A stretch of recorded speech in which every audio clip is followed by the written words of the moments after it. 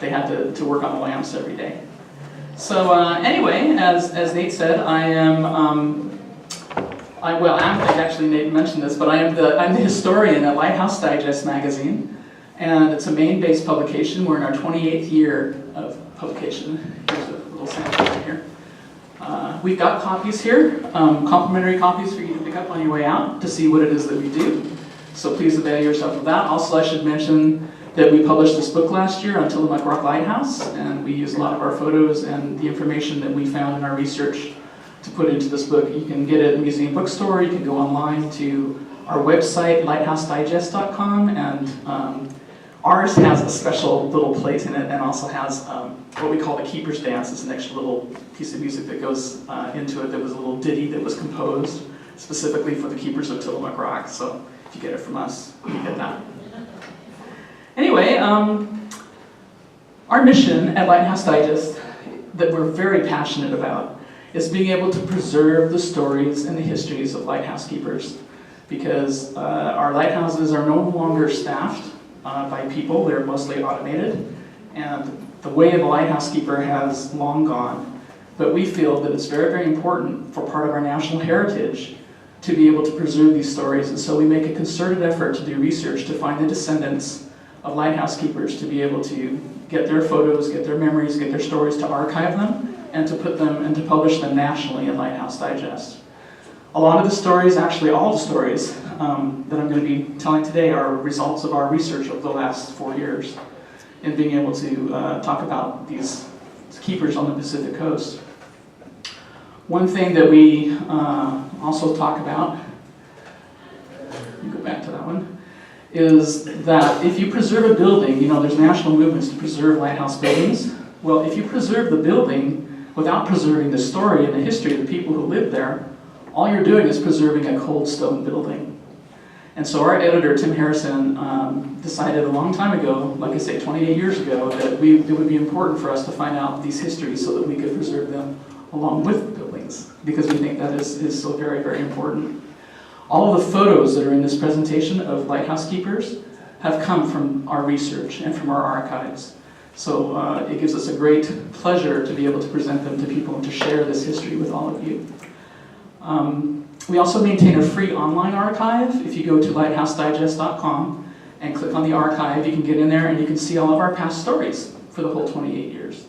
And also the photos that are in there. It's just freely accessible, because we believe, again, that this is our mission is to share this information with everyone. And so we want it to be open to everyone to be able to learn from and to preserve in their own way for the future generations that we have.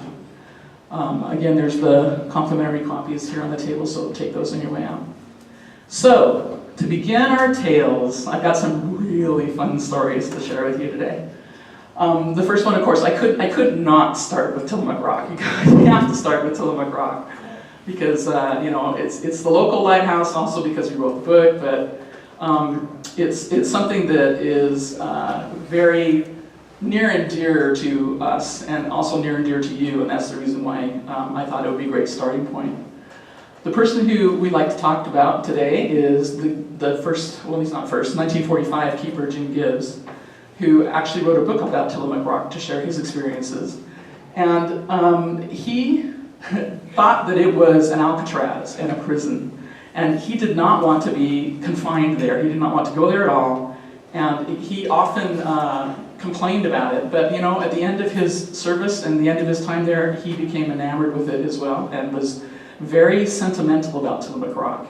He ended up becoming a lighthouse historian as a result of this, and he's actually one of the premier lighthouse historians along the Pacific coast. He didn't just do Oregon, he did all of the lighthouses in the Pacific.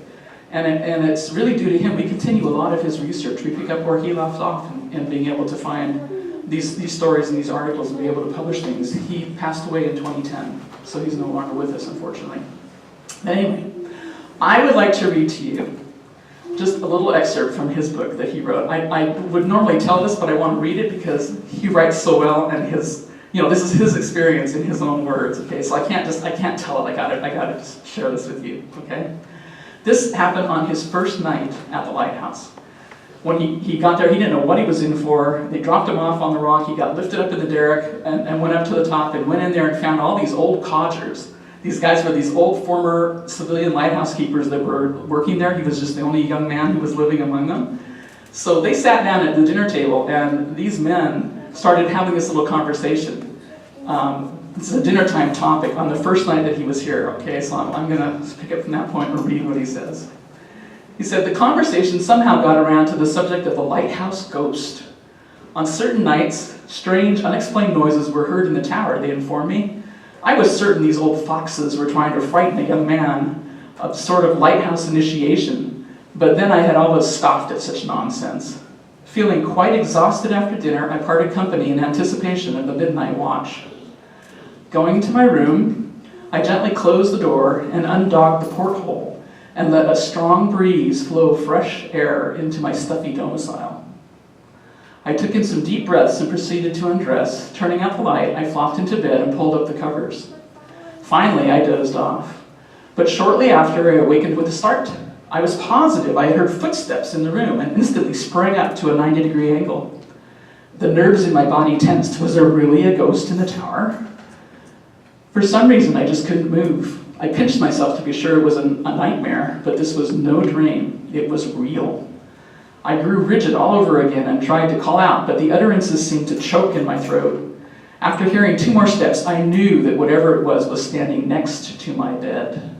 Then came that terrifying moment when something passed near my throat, so close that the breeze fanned my face. Visions of a knife or violent pain and warm blood seized me.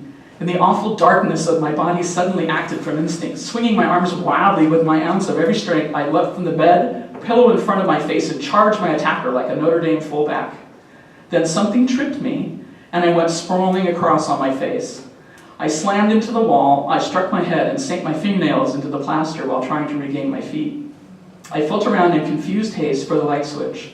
My heart was beating like a trip hammer, and it seemed an eternity before the dim globe came to life. Turning to face my assailant, I nearly collapsed on seeing what was there. A mammoth goose with a broken wing sat in the middle of the floor. Evidently blinded by the beacon, it had flown through the open porthole and broken its wing en route. Each wing flap had resembled a human footstep, and the most dreaded moment must have occurred when that goose leapt up on the chair beside my bed and flapped its wing near my throat. I didn't know whether to laugh or cry or scream. Finally, I swooped up the bird, which at that moment had made no vocal sounds up to that point. Marching him straight outside to the cadence of his honking now, I dropped him with a plunk into the sheltered corner of the lighthouse and made haste back to my warm bed to capitalize on a well-earned sleep. Never was that phantom goose seen again. For all I know, he may have walked off the edge of the rock and ended it all. I will confess, however, that if the goose had not been there when I flipped on the light, I would have indeed become a staunch believer in ghosts. Okay, so his was not the only goose story. We're going to move from him to another Tillamook Rock lighthouse keeper. His name was Orlo Hayward. He was there in 1920s. This is, if you remember my talk last year, for those of you who are here, he was a part of our Fearless foursome, who was, he was actually serving under Robert Gerloff. At the time that Gerloff was the head keeper, Orlo was one of the 4 assistants that were under him. After his stint at Tilly, Orlo went on and served another 23 years at 8 different lighthouses in Oregon and Washington. And toward the end of his career, he was at Cape Blanco Lighthouse, which is down in Port Orford, from the 1930s and 1940s. So Cape Blanco was a family station, and Orlo was able to be there with his family for that period of time. The Haywards had 3 children. All of them are still alive, which is great because they can tell stories of their years that they were raised in these lighthouses. But, and they've actually shared them with us. We've done a lot of publication of their various stories and romances and all the things that happened to the family while they were growing up at these lighthouses. But as you can see, Cape Blanco sits on the side of this very steep bluff, and the wind there is tremendous. I don't know, how many of you have been, anybody been to Cape Blanco and been about blown off the planet? I almost lost my car door when I visited there a couple of years ago. It almost completely ripped my door off the hinges.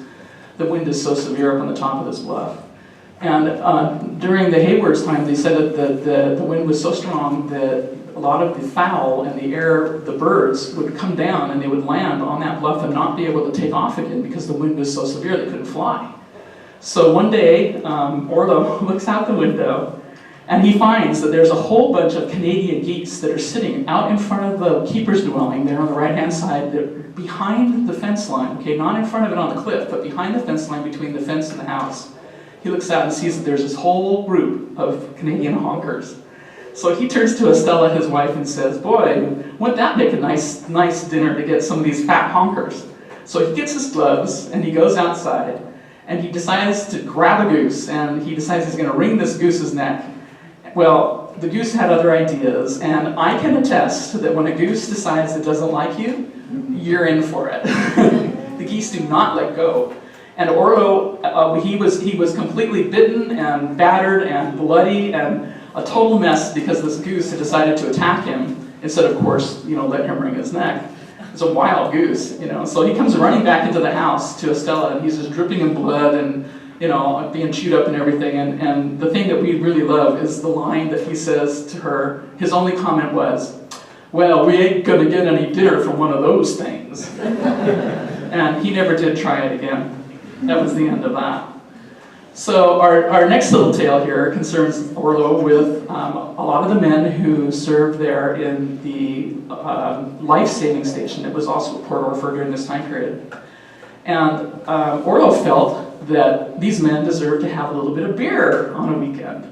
And so he and Estella were in the beer-making business. Now this is a big, bad thing. You don't do this in Lighthouse service. You don't make beer, okay? It's not allowed. You're not supposed to be drinking it or making it or doing anything with it.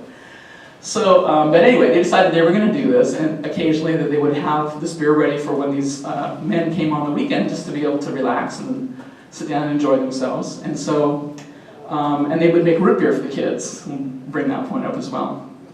So one day they're having this beer that they're ready to cap it. It's gotten to the point where they're ready to put it in bottles and cap it. All of a sudden, Orlo comes bursting into the kitchen. The big brass are coming! The big brass are coming! Get rid of the beer! Get rid of the beer! Throw it down the drain! And so he shouts at Estella, and he goes running around trying to make sure that the rest of the house and all his records and all his lighthouse paperwork and everything is in order because he's going to be inspected. So he leaves and does this, after he thinks that Estella's going to get rid of the beer. Well, Estella is very smart, and she decided she did not want to have this beer go to waste because it was a huge barrel and it was just perfect, ready to cap. So she gets a big breadboard and she sticks the breadboard on top of this barrel and drops a tablecloth over it that go all the way down to the floor. Okay, so the inspectors come, and meanwhile Estella's making some bread in the kitchen. The inspectors come, and they do their paperwork, they check everything out, they do everything, and it's customary after the inspection's over for the inspectors to come into the dwelling and to be fed some dessert or some coffee or some things and to sit down and socialize with the keepers. So they bring them into the kitchen and they sit them down at the chairs around this table that has the beer keg. Their knees are touching the beer keg underneath the table. And Estella whips out this homemade bread and some really nice, hand-churned butter and their jam that they put up, and she serves all these things to them. And meanwhile, the smell of the bread, which is risen by yeast, is covering over the smell of the beer. So the inspector has no clue what's going on. Well, they sit there for an hour, they have seconds, they have thirds, they have fourths. And finally they decide it's time to go. They thank them very much. And they walk out the door, and Orlo turns to Estella and says, I am so glad you got rid of that beer. I would have been an absolute wreck if that beer had been in there while these inspectors were sitting down to do that. So Estella just rips off the tablecloth, and there's the beer keg sitting there with the beer keg so full. Orlo just about fainted. She says, go get the capper, we're in business. So our next little tale, moving right along here, beyond the beer making and the fishing and the shooting of wild fowl and trying to get yourself a goose dinner, lighthouse keepers often supplemented their meager food stores and foodstuffs by having a cow. They would have a lighthouse cow. Especially if they had young children at a family station, they would raise a cow. But no cow was ever more famous than the lighthouse cow at Yerba Buena Island in California. And there are really some funny stories about lighthouse cows, but this one takes the cake, okay? So Yerba Buena, as you can see, it kind of sits, it's actually in the middle of San Francisco Bay, and you pass through this, you go over this island. If you go from like Oakland to San Francisco, you pass on the Bay Bridge and go through Treasure Island. That's where this is. It actually was known as Yerba Buena. In 1909, there were lighthouse keepers that took care of the lighthouse there. Herbert Bluff and John Kofod were the two lighthouse keepers. Now, one thing I should point out is that Yerba Buena had many names. They had many different names over the period of years. It was first known as, Seabird Island, okay, for the inhabitants that lived there. Then it changed to Goat Island, when there were a bunch of goats living there. And then finally they changed it to Yerba Buena, which meant basically good herb, because of the aromatic herbs that grew there. So the lighthouse, kept changing these names through the time period. This became important a little bit later on. But anyway, in 1909, these keepers decided that they were going to have a lighthouse cow. So to provide their normal, dairy products and things like this. But little did they know that this lighthouse cow would be famous across America. It made headline news, and it went all the way up to the levels of Congress before it was done. So the issue was all about trees. Now, as you can see, there's no trees on Yerba Buena. The forest fires over the decades and over the period of time basically made it so that it burned down all the foliage and there was nothing there. And the people of San Francisco were kind of upset about the fact that it was just bare swaths of open land. It was ugly looking. As you come across the ferry, to see this kind of dead hill that was just like sitting out in the middle of the bay. So they decided they wanted to have some trees, because that would be the only way to do it, would be to reforest the area and to plant new trees and let them grow. But the lighthouse cow stood in their way, okay? So little did they know that this was going to, as I say, become a national, great kerfuffle, whatever you want to call it, that involved many different agencies of the American government. I would like to read to you this particular segment, because again, the person who wrote this was from a newspaper article in 1909, okay? And the person who wrote this did such a masterful job. I think you're really going to enjoy it, so I love this story. All right, so basically, just keep in mind, okay, also keep in mind this is 1909. This is 110 years ago as I read this to you. So, okay. We'll go back. Here's the lighthouse cow. I just want to point this out to you. It's up there on the hill.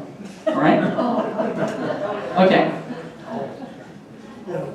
Let's see. We'll start here. Okay, the 30 acres stood out bleak and barren and cheerless from the lapping waves, devoid of foliage, depressing in its desolation, bare of living creatures, save the obnoxious lighthouse cow. So multitudinous became the protests that the Chamber of Commerce jumped to the fore. A letter was sent to the Lighthouse Board asking permission to plant trees on the island. The Lighthouse Board replied that though the object was worthy, but since that they were under the Department of Commerce and Labor, they did not have power to be able to grant that request. So the cow grazed on in tranquil scorn. A second request was made to the Department of Commerce and Labor, and the reply was received stating that while the artistic spirit of the citizens of San Francisco was to be applauded, the planting of trees was done by the Forest Service. And the cow grazed on. A third letter was sent to the Forest Service.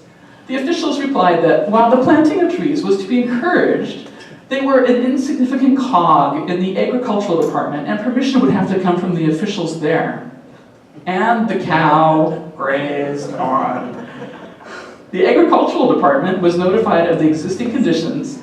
It replied that while they were happy to observe a request from the people of San Francisco, it could not, without violating departmental ethics, command the Forest Service to plant trees on property belonging to the Lighthouse Board without a request from the latter. So a letter was sent to the Lighthouse Board asking it to request the Department of Commerce and Labor to request the Department of Agriculture to command the Forest Service to plant trees on Yerba Buena Island. The Lighthouse Board replied thusly, "But what about the cow? Where will it graze?"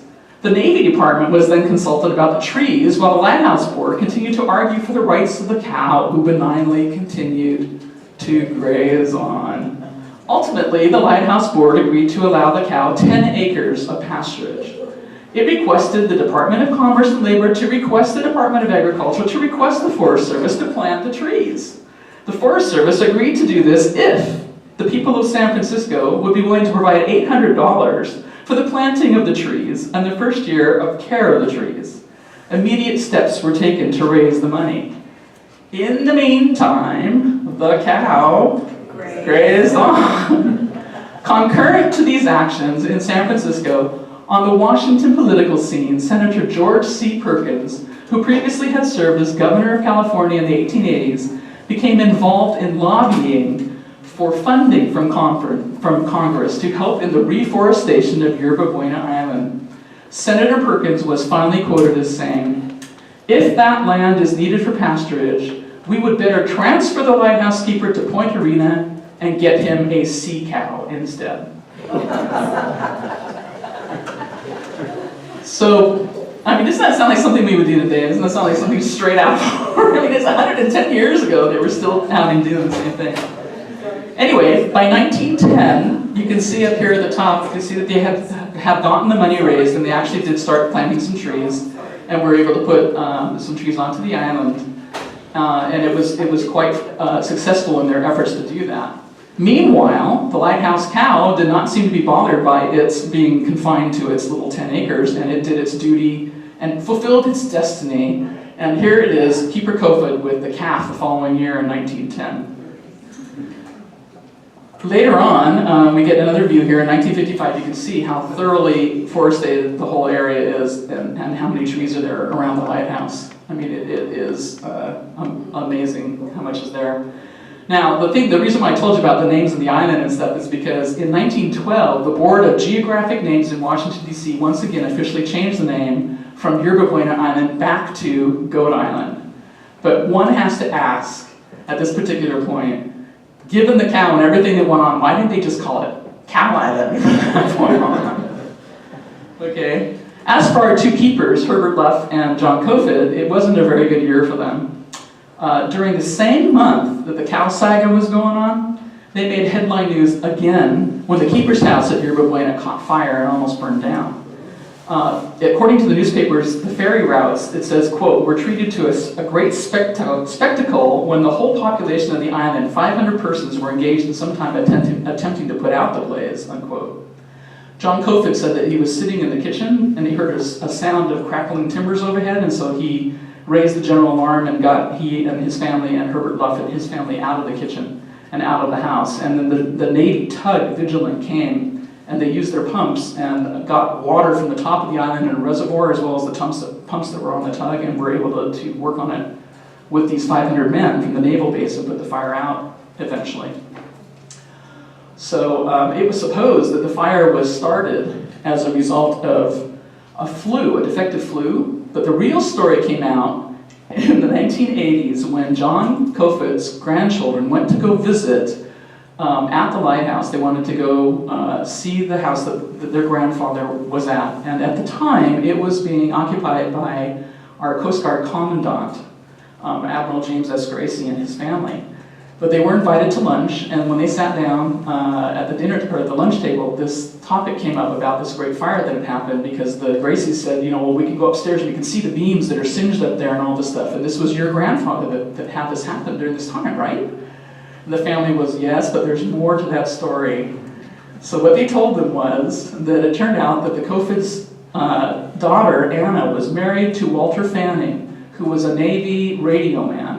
And he loved radios. He loved putting together all these different gadgets and electronical things and wiring and everything else. And he had his own little radio set upstairs in the attic that he was doing his own projects and his own hobby with. And at one point, all of that caught fire. And that's how the fire actually started, was from Walter Fanning screwing around with radio equipment up in the attic. Well, he was able to tear out all the wires and everything, get rid of it before they came afterwards to find out what had started the fire. And the family had kept this a secret for like over 20 years until the end of service of John Kofod. He never told anybody, and then the family up until 1980 had never told anybody. Of course, you can find this in Lighthouse Digest because we let the word out as soon as we found out what happened. But it's really an interesting story to hear that he had actually started it when everybody had wondered. As for the Luffs, Herbert Luff and his wife, he remained at Yerba Buena until 1921, and then he was transferred to a couple other stations, and then wound up at Point Montara down further along the coast in California. The following year, his wife, Louisa, passed away. Unfortunately, they had been married at least 30 years. Toward the end of this particular time when Louisa was sick, she was being nursed by her best friend, Stella Bell. And so when she passed away, Herbert he was very lonely living in the Lighthouse, and so he decided to marry the friend. And so he married Stella Bell. Well, she was only 38 at the time, and Herbert at this time was 63. So it's a little bit of an age difference there. But within only 2 months of being married, she passed away, which was really very tragic. They held an inquest and did an autopsy and found out that she had a heart condition and had died of natural causes. But Herbert was devastated because now he'd lost 2 wives in this period of time. And his friends were very worried about him because he wasn't coping very well with the grief. And they feared for his sanity. They actually felt that he was, unable to be consoled. Well, little did they know that the worst was yet to come.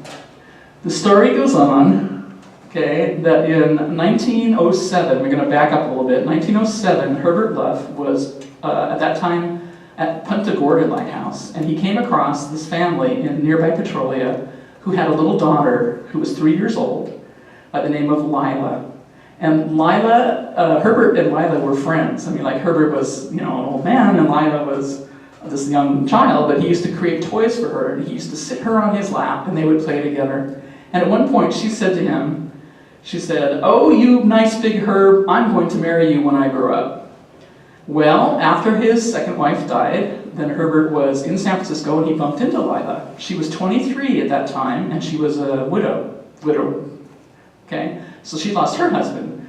Within a period of like 2 weeks to a month, they had gotten married. Herbert being 63 and Lila being 23.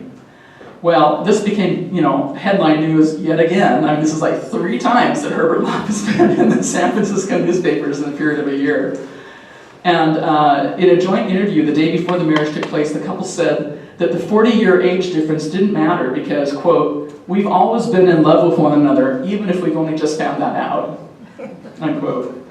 Unfortunately, this love affair did not last long because just 48 hours later, there were more news headlines that said that Lila was abducted from the Lighthouse. And Herbert had filed a missing persons report with the police. Well, the next day, they found Lila back at her house. And they questioned her and found out what was going on. And it turns out that she voluntarily left with a delivery truck man who'd come by the Lighthouse. She decided she couldn't handle it. She couldn't handle being married to Herbert. She couldn't handle any of that Lighthouse life. And according to the newspapers, she said that she was glad to get away from him because the Lighthouse life was dreary and lonely, and he tried to order me around. She didn't want to put up with that. So Herbert applied for and was granted an annulment a few months later in July of 1931. So, this was huge news at the time. There's tons of articles that talk about, this, and you can see from her picture she was not exactly looking like a grieving widow from her previous marriage. Anyway, abashed and not defeated, our friend Herbert Luff decides that he's going to get married a 4th time. So within just a couple months after, in November of 1931, so he's been through 3 already, okay? This is 1931, and the same 1 year later, he marries a 4th wife, Marguerite Benton, who was 43 at this time. So this is a better match because he's only 20 years older than her instead of being 40 years older than her. Anyway, they remained married for 13 years at the Lighthouse, but then she died. Okay, so Herbert has gone through 4 wives at this time. Well, he gave up at that point. He was done with being married. So in 1933, he retired, and after 42 years of Lighthouse service, he was age 65. But even his retire announcement, the only thing they could focus on was his great problem and tragedies of being married. They just wanted to take that for everything that they could get out of it. But they did have one line in the article that I found very appropriate, and it was a good homage to pay to him as a lighthouse keeper. It said that in more than 4 decades of service, he is said to have never missed a single night of duty. So he was a very dedicated keeper. Well, with no wives and no children, and nobody was there to take care of him at the end, nor to see to his burial at all, Herbert died in the United States Marine Hospital in San Francisco in 1948 at age 81. He was entitled to a government burial, and he was interred in an outlying corner, basically a pauper's field, of Olivet Cemetery in Colma, California, in the midst of other public service burials. And I was able to go there 2 years ago, lay some flowers on his grave. I doubt that anybody has ever visited him, or ever knew anything about him, or ever realized what service that he had given.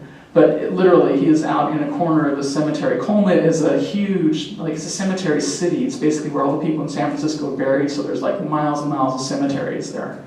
But he's in this one spot, you go into the cemetery, and it's way out on the edge. And it's just, weeds grow there. And there's like about 30 graves, and they're all public service burials.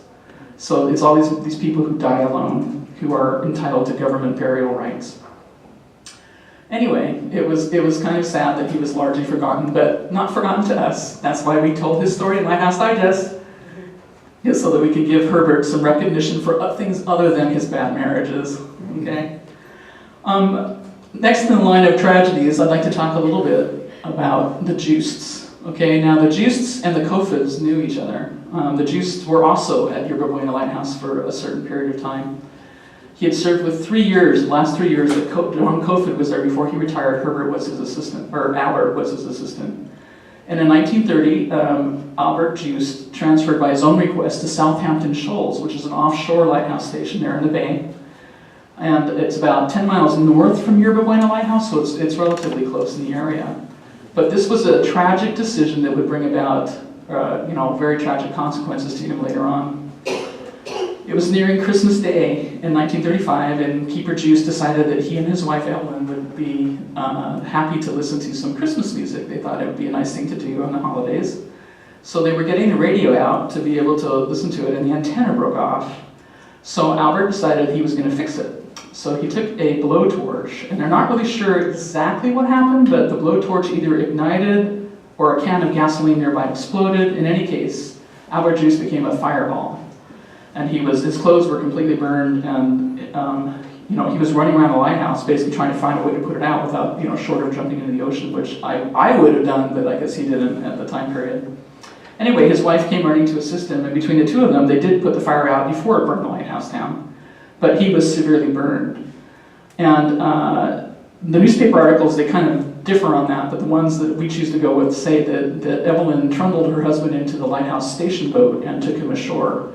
Because I can't imagine, with him being severely burned like that he would be rowing himself to shore. That doesn't make any sense to me. So anyway, she rowed him to Angel Island, which was about 1.5 miles away. And when he got there, he was barely conscious. There was one particularly dramatic article that said, quote, "Minutes that seemed like hours passed as Mrs. Juist, pulling with her might, steered for the fort. The injured man lying in the bottom of the boat moaned almost constantly, and the torture he was undergoing spurred her to increase effort. Heavy seas at the time threatened to swamp the little rowboat, but she finally reached the shore. Once she got to the east garrison of Fort McDowell, she contacted the Coast Guard, which immediately sent out a temporary keeper to get the light still going. The assistant keeper, this was a 2-keeper station, the assistant keeper, Simonson, was on leave at the time of the accident, but when he got back, the statements that he said that he saw burnt clothing in almost every room of the lighthouse. There was, parts of Keeper Juist's uniform that were charred in all these different areas, so it showed that his expanse and the area that covered from this fire was very vast. Anyway, after giving what emergency aid they could, the garrison then dispatched